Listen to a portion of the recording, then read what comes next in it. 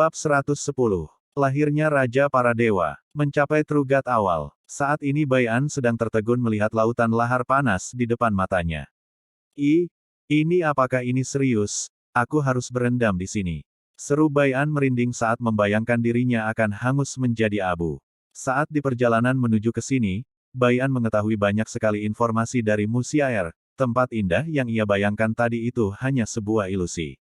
Jika ingin tempat yang ia bayangkan sungguh ada berada di dunia jiwanya, maka ia harus memindahkannya. Ia juga baru tahu, jika lautan lahar di depannya ini Musiaer ambil di suatu tempat dan dipindahkan ke dunia jiwanya tanpa sepengetahuan Bayan. Jangan banyak mengeluh, tapi sebelum berlatih, aku akan memindahkan tubuh aslimu dulu ke sini dan membuat tubuh boneka di luar sana, agar bawahanmu tidak curiga. Musiaer bergaya dengan tangan di pinggang saat ia mengatakan hal itu, senyum terukir di bibirnya. Musiaer langsung menghilang bersama Bayan, tak lama kemudian Musiaer kembali bersama Bayan yang kini mengeluh. Kenapa tekanan di sini jauh lebih berat daripada sebelumnya? Itu karena yang tadi hanya jiwamu saja, jiwamu tidak dapat merasakan tekanan apapun, dan sekarang tubuh aslimu di sini dapat merasakan energi di sini lebih padat sehingga kau dapat merasakan tekanan tersebut. Bayan langsung mengangguk mendengar penjelasan dari Musiaer, ia juga agak bingung, mengapa informasi seperti ini tidak diberikan kepadanya. Namun Bayan tidak bertanya lebih lanjut. Apapun aku bisa mengubah waktu sesukaku. Bayan langsung bertanya, karena ia tidak ingin berlama-lama. Musiaer langsung mengangguk, lebih baik kau ubah waktu di sini 1000 tahun dan di dunia nyata 1 hari, itu memudahkanmu juga. Baiklah, ucap Bayan langsung mengubah aturan waktu 1000 tahun di dunia jiwanya. Karena ia sadar bakalan disiksa oleh Musiaer, walaupun Bayan telah bertekad dan merasa siap, tapi saat ia melihat senyum Musiaer, tubuhnya selalu merinding. Musiaer duduk santai kini melihat Bayan perlahan membuka bajunya dan berjalan dengan kaki bergetar ke arah lautan lahar tersebut. Dengan jahil Musiaer melambaikan tangannya dan muncul sebuah energi yang sangat tipis berhembus ke arah Bayan. Bayan yang tidak mengetahui apa-apa secara tiba-tiba ada sebuah angin yang mendorongnya hingga terpental ke arah lautan lahar tersebut. Tapi, apa yang ia rasakan tidak seperti yang ia bayangkan, lautan lahar tersebut tidak terasa panas, melainkan membuatnya terasa nyaman seperti mandi di air hangat. Terus jalan ke tengah, jangan melamun terus, Musiaer berdecak kesal sambil tangannya memegang pinggangnya. Bayan hanya cengengesan, lalu berjalan perlahan menuju tengah-tengah, perlahan tapi pasti. Bayan merasakan panas yang membakar tubuhnya, saat ia mencoba untuk kembali atau terbang sebuah energi tak kasat mata menghalanginya. Bayan tahu ini pasti ulah Musiaer, jadi ia kini sangat kesal kepada Musiaer yang selalu tertawa bahagia melihat ia menderita. Cepat jalan, jangan banyak mengeluh.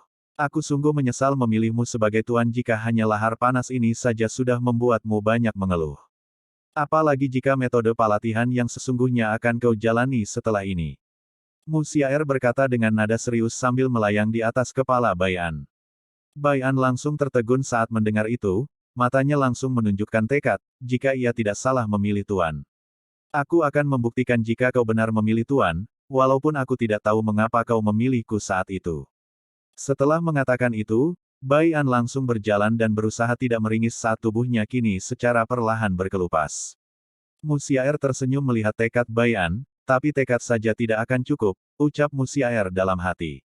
5 tahun kemudian, blues. Bayan duduk dengan santai di atas lahar, ia terlihat biasa dan tidak merasakan apa-apa. Kulitnya kini putih bersih dan mulus seperti sebuah giok. Aura yang terpancar di tubuh Bayan terlihat seperti seorang raja, kekuatan Bayan kini telah meningkat pesat, ia telah berada di tingkat Trugat awal. Bayan langsung membuka matanya saat melihat sebuah petir kesengsaraan di atasnya yang siap menyambarnya. Apakah tidak apa-apa menjalankan petir kesengsaraan di dunia jiwa? Tanya Bayan sambil melirik Musiaer yang kini terlihat jauh lebih dewasa, ia terlihat seumuran dengan Bayan. Saat melihat Musiaer, Bayan langsung tertegun dan darah langsung keluar dari hidungnya. Blues. Wajah Bayan langsung merah padam, saat melihat Musiaer. Pletak. Jangan berpikir mesum bocah nakal. Muka Musiaer langsung memerah saat memukul kepala Bayan, ia dapat mendengar pikiran mesum Bayan di pikirannya karena mereka terhubung. Wajah Bayan semakin memerah saat ia sadar jika pikirannya terhubung, ia memikirkan seandainya ia milikku seutuhnya, dan melihatnya telanjang bulat, di sanalah muka Bai An langsung memerah dan langsung dipukul Musiaer. Aku akan membawamu ke suatu tempat untuk menjalani petir kesengsaranmu. Ayo bangun, ucap Musiaer karena tidak akan lama bagi Bai An untuk menjalani petir kesengsaraannya. Bai An langsung bangun, namun, "Kletak, pakai pakaianmu bocah mesum." Musiaer tidak sengaja melihat Bai An telanjang bulat dan melihat Joninya berdiri. Muka Musiaer kini semerah tomat, asap langsung mengembul keluar dari kepala Musiaer saat ia mengingat hal tersebut. Sedangkan Bai An langsung terkekeh kecil, melihat kelakuan Musiaer yang seperti itu, dan berkata, "Tidak apa-apa, suatu saat nanti ini akan menjadi milikmu seutuhnya dan dapat menikmatinya." Mata Musiaer langsung melotot ke arah Bai An, kini Bai An telah memakai pakaian. Jadi Musiaer berdecak pinggang. Kau bocah mesum." Musiaer menunjuk-nunjuk Bai An dengan tangan kanan dan tangan kiri masih di pinggang dengan asap terus keluar dari kepala Musiaer. Musiaer ingin menghajar Bai An, namun ia sudah terlanjur malu karena tertangkap basah melihat Joninya Bai An. "Hehe, nanti saja marahnya Nona cantik, lebih baik bawa aku ke tempat yang kau maksud," ucap Bai An mengedipkan sebelah matanya merayu Musiaer.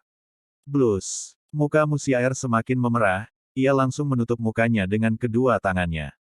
"Kenapa aku begini? Aku sadar jika dirayu oleh bocah mesum ini, tapi kenapa aku senang bercampur malu," gumam Musiaer dalam hati. Hei, sadar." Bai An langsung menggoyang-goyang bahu Musiaer agar tersadar. Boom! Bai An langsung terpental saat dipukul oleh Musiaer, "Kenapa kau pegang-pegang bocah mesum?" teriak Musiaer marah. Bai An langsung terbangun dengan darah terus keluar dari mulutnya. "Kau terlalu banyak melamun gadis liar," teriak Bai An kesal sehingga mengatakan Musiaer yang tidak-tidak. "Apa kau bilang?" Musiaer ingin menghajar Bai An kembali, namun petir kesengsaraan semakin memanas. Musiaer langsung berhenti, "Ikut aku," ucap Musiaer serius. Bai An langsung mendekat dan Musiaer membuat sebuah lubang hitam, lalu masuk ke dalam lubang tersebut diikuti oleh Bai An dan menghilang. Bersambung.